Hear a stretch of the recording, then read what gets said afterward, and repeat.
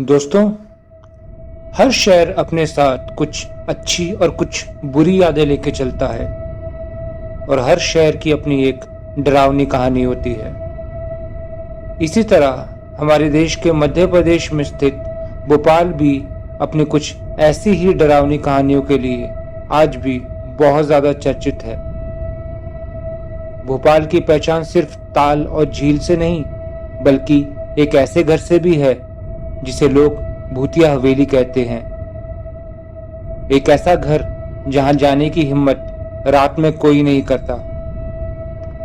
आज मैं आपको ले जाऊंगा उस हवेली के अंदर जहां जो भी गया उसने ऐसी घटनाएं देखी जिन्हें भुलाना नामुमकिन है। नमस्कार दोस्तों, स्वागत है आपका आज की इस हॉन्टेड कहानी में। आज की इस कहानी को शुरू करने से पहले मैं आप लोगों से रिक्वेस्ट करना चाहूंगा कि अगर आप इस चैनल पर नए हैं और अगर आपने इस चैनल को सब्सक्राइब नहीं किया है तो इसको सब्सक्राइब करके बेल आइकन जरूर दबाएं ताकि फ्यूचर में भी आने वाली हॉन्टेड कहानियों का आप आनंद ले पाए। तो चलिए आज की इस कहानी को शुरू करते हैं। जिस हवेली के बारे में आज हम बात करने वाले हैं, कहा जाता है कि इस हवेली में पहली अजीब घटना तब हुई जब एक कॉलेज के लड़कों का ग्रुप रोमांच के लिए अंदर गया।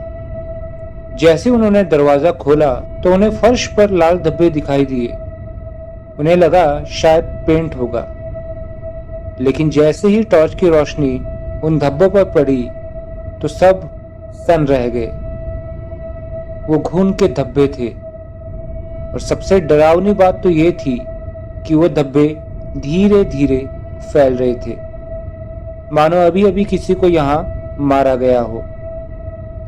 लड़के डर कर भाग रहे थे, मगर बाद में सुना गया कि उनमें से एक लड़के की मौत एक्सीडेंट में हो गई। जैसे उन लड़कों ने उन खून के धब्बों को देखा तो वो बहुत ही ज्यादा डर गए और इसी डर के कारण वो वहां से भागने लगे। और इसी भागा दौड़ी के बीच एक लड़का गिर गया और गिरने की वजह से उसकी मौत हो गई। और उस घटना के बाद से लोगों का कहना है कि वो हवेली और भी ज्यादा श्रापित हो गई। पास के मोहल्ले के लोग बताते हैं कि आधी रात को हवेली से एक औरत के चिल्लाने की आवाज आती है। कई बार लोग सोते सोते उठ जाते हैं और उन्हें हवेली की टूटी खिड़की से सफेद साड़ी में एक औरत भागती हुई दिखती है। लेकिन जैसे ही लोग उस हवेली के पास जाते हैं तो वहां कोई भी नहीं मिलता। एक बार एक चाय वाले ने हिम्मत करके उस औरत का पीछा भी किया, लेकिन अगले ही दिन उसकी दुकान बंद मिली और आज तक वो चाय वाला वापस नहीं लौटा।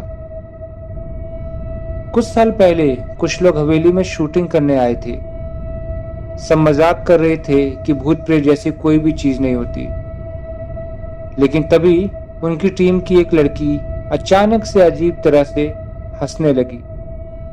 उसकी आवाज भारी हो गई और उसने अपने नाखूनों से दीवार पर कुछ लिखना शुरू कर दिया। जैसे ही लोगों ने उस दीवार की तरफ देखा तो उस पर लिखा था बचाओ। ये सब देखने के बाद कई लोगों को वो सारी चीजें एक मजाक लगी, लेकिन उसके बाद वो लड़की महीनों तक मानसिक अस्पताल में भर्ती रही। लोग कहते हैं कि आज भी वो लड़की नॉर्मल नहीं हो पाई। एक स्थानीय गार्ड को हवेली की रखवाली के लिए रखा गया था। उस गार्ड ने बताया कि हर रात उसे हवेली में एक काली परछाई घूमती हुई दिखती है। वो परछाई इंसान जैसी लगती थी, लेकिन उसकी ऊंचाई दरवाजों से भी बड़ी थी। कई बार वो गार्ड भागकर दूर तक चला गया, लेकिन परछाई उसके पीछे पीछे ही आती रही। कुछ दिनों बाद वो गार्ड पागल हो गया और सड़क पर भीख मांगते हुए पाया गया। उसकी जुबान से सिर्फ एक ही शब्द निकलता था, मत जाओ, मत जाओ उस जगह। कहते हैं आखिरी बार जो लोगों ने उस हवेली की तरफ झांका तो उन्हें खिड़की पर खड़े एक बूढ़े आदमी का चेहरा दिखा। उस बूढ़े आदमी की आंखें कोयले जैसी काली थी और उसके चेहरे पर एक भयानक सी मुस्कान थी। लोग चिल्लाए और पीछे भी हटे, लेकिन जब उन्होंने फिर से खिड़की की तरफ देखा तो वहां कुछ भी नहीं था। और उसी रात हवेली से धुएं और आग की गंध आई। जब ये सारी बात पुलिस को बताई गई और जब पुलिस वहां पहुंची तो हवेली बिल्कुल ठंडी और खामोश थी। भोपाल की ये भूतिया हवेली आज भी वीरान खड़ी है। लोग कहते हैं वहां गए तो वापस लौटना बिल्कुल नामुमकिन सा है। क्या ये सब वाकई आत्माओं का खेल है या सिर्फ लोगों के डर की कहानी? इसका जवाब शायद कभी किसी को ना मिल पाए, लेकिन अगर कभी भोपाल जाओ और वो हवेली सामने आ जाए तो याद रखना, अंदर मत जाना। तो उम्मीद करता हूँ दोस्तों आज की कहानी आप लोग को बहुत ही ज़्यादा अच्छी लगी होगी।